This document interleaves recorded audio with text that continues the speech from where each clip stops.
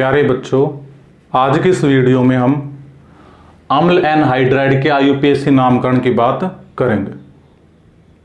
इसके बिल्कुल सिंपल उदाहरण हमारे कोर्स में है, तो उन्हीं की हम चर्चा करेंगे यहां पर। इसका जो सूत्र होता है वो होता है C double bond O C double bond O या सिंगल बॉन्ड। इसका अनुलग्न आता है ओइक एनहाइड्राइड और इसका पूर्व लगन नहीं होता।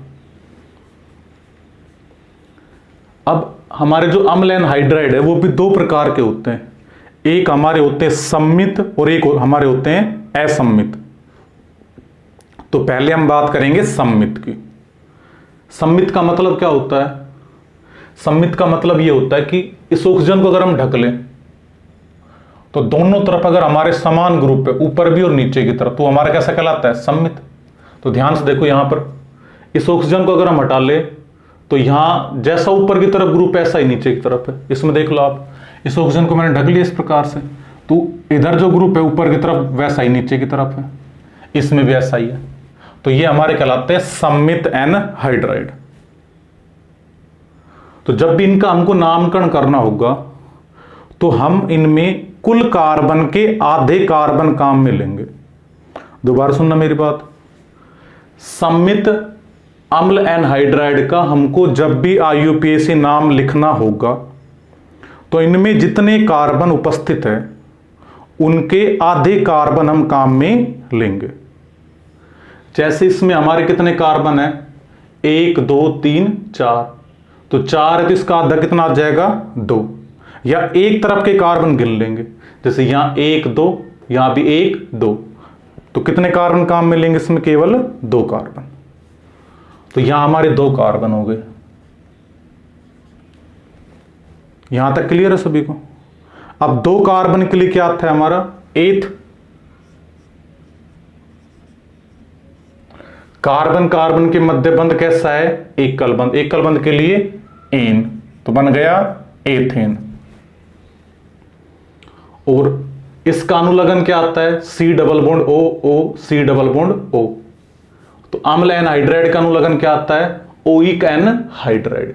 तो अंत में हम क्या जोड़ देंगे? एथेन प्लस में ओइक एनहाइड्राइड, तो नाम क्या हो जाएगा? Ethanoic anhydride. दोबारा देख लेना ध्यान से, 2 कार्बन के लिए एथ, एकल बंध के लिए एन, तो 2 कार्बन के लिए क्या आया था? एथ। कार्बन कार्बन के मध्य एकल बंध इसलिए एन, और अंत में क्या जोड़ेंगे? अनुलग्न ओइक एनहाइड्राइड, तो ओइक एनहाइड्राइड। तो इनको जब जोड़कर लिखेंगे तो नाम क्या हो जाएगा? Ethanoic anhydride. ऐसे आप नेक्स्ट उदाहरण देखो, कोई से ऊपर वाली 3 कार्बन की श्रृंखला ले लो या नीचे वाली, जैसे नीचे वाली मैंने ले ली 3 कार्बन की श्रृंखला, तो 1 2 3। तो 3 कार्बन के लिए क्या आता है? प्रोप। कार्बन कार्बन के मध्य एकल बंध इसलिए एन, प्लस में अंत में क्या जुड़ता है? ओइक एनहाइड्राइड, तो ओइक एनहाइड्राइड। तो नाम क्या हो जाएगा हमारा? Propanoic anhydride. तो नाम हो गया प्रोपेनोइक एनहाइड्राइड। ऐसे उसका नाम खुद से कर लोगे आप। एक कार्बन के लिए मेथ, एक कार्बन के लिए एन, तो मेथेन बन गया, और अंत में ओइक एनहाइड्राइड, तो नाम क्या हो जाएगा? Methanoic anhydride.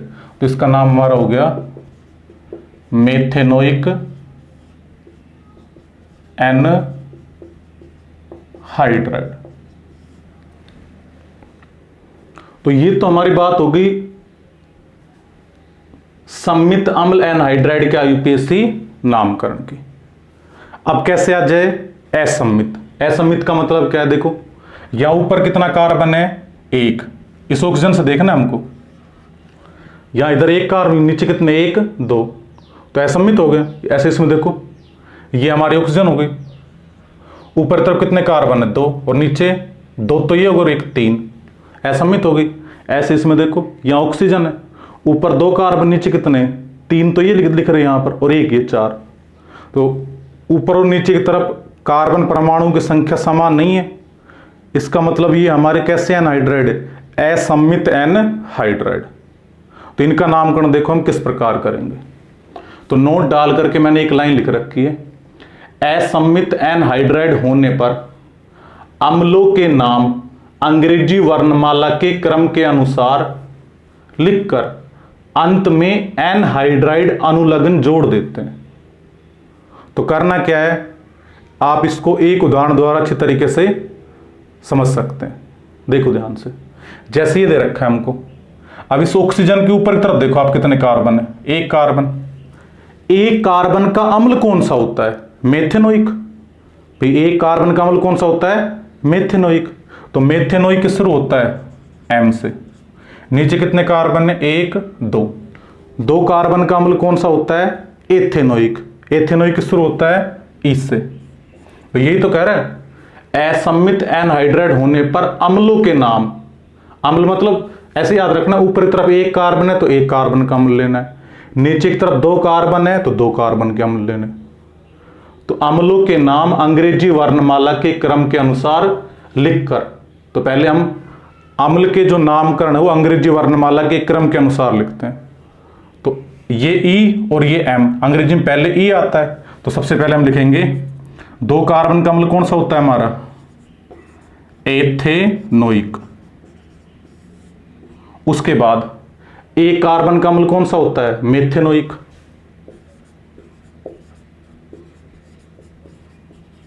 तो एथेनोइक मेथेनोइक। आगे क्या कहता है, तो अम्लों के नाम अंग्रेजी वर्णमाला के क्रम के अनुसार लिखकर अंत में एनहाइड्राइड अनुलग्न जोड़ देते हैं। तो अंत में क्या जोड़ देंगे, एनहाइड्राइड। तो नाम क्या हो जाएगा हमारा इसका, ethanoic methanoic anhydride. Ethanoic methanoic anhydride. ऐसे नेक्स्ट उदाहरण देखो, यहां ऊपर कितने कार्बन है, 1 2। 2 कार्बन का अम्ल कौन सा होता है, एथेनोइक। एथेनोइक ई से। नीचे कितने कार्बन है, 2 और 1 3। 3 कार्बन का कौन सा अम्ल होता है, प्रोपेनोइक, ये पी से। तो अंग्रेजी वर्णमाला में पहले क्या आता है, ई। तो सबसे पहले हम क्या लिखेंगे, एथेनोइक।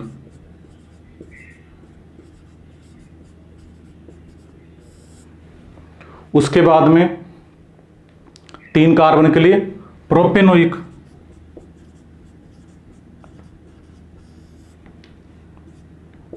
और अंत में क्या जोड़ना है, अनुलग्न एनहाइड्राइड। तो एनहाइड्राइड। तो इसका नाम हमारा क्या हो जाएगा, एथेनोइक प्रोपेनोइक एनहाइड्राइड। इसको देखो, उसके बाद 1 2, ऊपर 2 कार्बन, 2 कार्बन का कौन सा अम्ल होता है, एथेनोइक इससे। नीचे 3 और 1 4। 4 के लिए ब्यूट, तो ब्यूटेनोइक। ये किस शुरू होता है, 20 से। अब बताओ अंग्रेजी वर्णमाला में पहले क्या आता है, बी। तो हम लिखेंगे ब्यूटेनोइक। उसके बाद में 2 कार्बन के लिए एथेनोइक।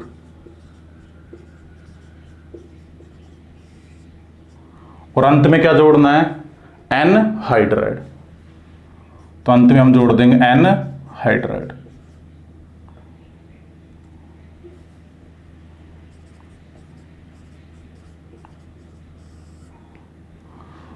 तो इस प्रकार से इसका नामकरण हमारा क्या हो जाएगा, ब्यूटेनोइक एथेनोइक एनहाइड्राइड।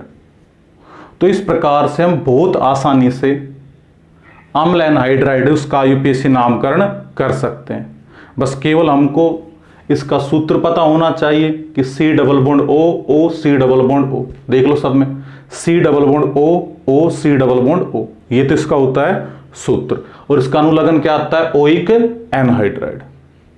और नोट डाल के एक लाइन लिख रखी है, अगर हमारा असम्मित एनहाइड्राइड है तो हम क्या करेंगे, अम्लों के नाम है वो अंग्रेजी वर्णमाला के क्रम के अनुसार लिखेंगे और अंत में केवल एनहाइड्राइड शब्द जोड़ेंगे। तो आप एक बार इसका स्क्रीनशॉट ले लो।